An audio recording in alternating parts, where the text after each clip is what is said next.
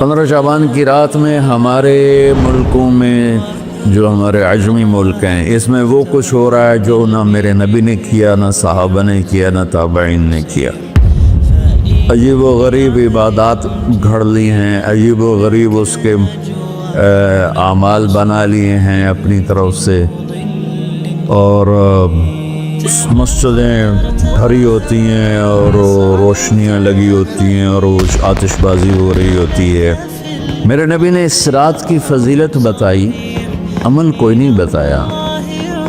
جیسے یہاں کوئی صلاۃ تسبیح کی جماعت کرا رہے ہوتے ہیں، کوئی اجتماعی تہجد پڑھ رہے ہوتے ہیں، کوئی دیگیں چڑھا رہے ہوتے ہیں، کوئی آتش بازی کر رہے ہوتے ہیں، تو وہ اس میں اتنا غلو ہو گیا ہے کہ یہ بھی ٹھیک نہیں۔ اور کچھ علماء نے اس کے رد میں اس کا اتنا انکار کیا ہے کہ اس رات کی کوئی فضیلت ہے ہی نہیں، یہ بھی ٹھیک نہیں۔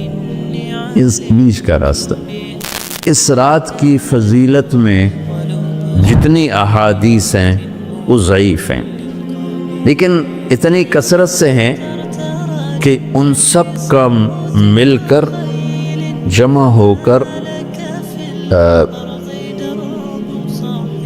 کم از کم وہ حسن لغیر ہی تک تو پہنچ جاتی ہیں۔ اور ابن عثیمین رحمۃ اللہ علیہ نے بھی یہ لکھا ہے کہ زیادہ سے زیادہ ان احادیث کے مجموعے سے، چونکہ اگرچہ ضعیف ہیں لیکن کافی زیادہ ہیں، تو وہ حسن لغیر ہی تک پہنچ جاتی ہیں۔ تو حسن لغیر ہی سے کوئی عمل ثابت نہیں ہوتا، عمل ثابت ہوتا ہے صحیح حدیث کے سے۔ ایک حدیث کی کثرت سے روایات اور ایک امت کا عمل، کہ امت کا بہت بڑا طبقہ صدیوں سے اس رات کا اہتمام کر رہا ہے، لیکن کچھ عرصہ پہلے تک اہتمام تھا دن میں روزہ رکھنا، رات کو کوئی نوافل پڑھ لینا، کوئی دو چار زیادہ پڑھ لینا، لیکن اب یہ ڈھول تماشے جو اب شروع ہوا ہے اس کا تو کوئی وجود ہی کوئی نہیں ہے۔ تو اس رات کو اللہ تعالیٰ نے مبارک بنایا، اور حدیث پاک میں آتا ہے کہ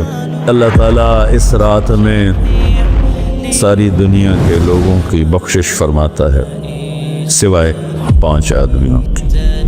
5 کے سوا سب اہل ایمان کی بخشش ہو جاتی۔ مشرک، المشرک، پہلا مشرک، دوسرا مشاحن، مشاحن کیسے کہتے ہیں؟ دل میں بغض رکھنے والا، کینہ رکھنے والا۔ تیسرا مسبل ازارہ، اپنے پاجامے شلوار چادر کو ٹخنوں سے نیچے تک لے جانے والا، لیکن ایک شرط کے ساتھ کہ وہ تکبر کی وجہ سے، سستی کی وجہ سے ہے، غفلت کی وجہ سے ہے۔ چونکہ جب آپ نے ایک مرتبہ اس کے بارے میں بات کی تو حضرت ابوبکر صدیق نے کہا یا رسول اللہ، میری چادر، عرب چادر باندھتے تھے جیسے ہمارے پنجاب کا لباس چادر تھا، اب وہ کم ہو گیا، ہماری تو بزرگ عورتیں بھی اور مرد بھی سب چادر باندھتے تھے، شلوار تو کسی کو پتہ ہی نہیں ہوتا تھا ہمارے بچپن میں۔ یہ تو پھر آہستہ آہستہ جب تعلیم آئی تو شلوار دیہاتوں میں بھی اور شہروں میں عام ہو گئی۔ تو اگر وہ اس لیے لٹکا رہا ہے کہ طبیعت میں تکبر ہے، پھر اس وعید کا وہ حقدار ہے۔ اگر ویسے اس کی نیچے جا رہی ہے تو میرا مالک ایسا، وہ تو ہے ہی رحیم و کریم، ہے ہی رحیم و کریم، ہے ہی رحیم و کریم،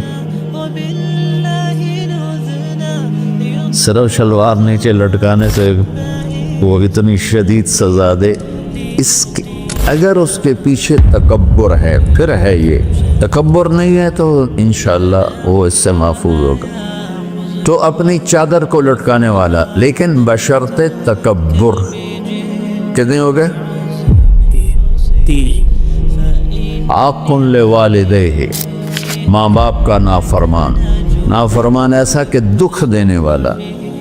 چھوٹی موٹی اونچ نیچ تو ہر بچے سے ہو جاتی ہے، جن نے والدین کو ٹکڑے ٹکڑے کر لیا ہو اور ان کو دکھ دے دے دے دے کے ان کا سینہ چیر دیا ہو، چونکہ آپ کہتے ہیں پرزے پرزے کرنا کسی چیز کا، تو اپنے دکھ دے کر اپنی بدتمیزی کے ساتھ اس نے ماں باپ کا دل زخمی کر دیا ہو، ایک یہ نہیں معاف ہوتا۔ پانچواں مدمن خمر، مسلسل شراب پینے والا، مستقل جو شراب کا عادی ہو، ان 5 کو مؤخر کر دیا جاتا ہے۔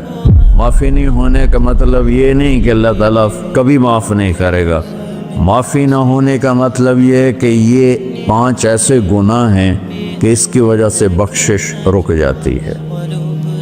اگر وہ شرک سے نکل آئے، وہ کینہ سے نکل آئے، وہ تکبر سے نکل آئے، وہ والدین کی نافرمانی سے نکل آئے، شراب چھوڑ دے، تو ان کی بھی بخشش ہو جائے۔ جب کوئی توبہ کرے گا فوراً بخشش ہو جائے گی۔ نہ 15 شعبان کی ضرورت ہے، نہ لیلۃ القدر کی ضرورت ہے، نہ بیت اللہ جانے کے ساتھ توبہ کی شرط ہے۔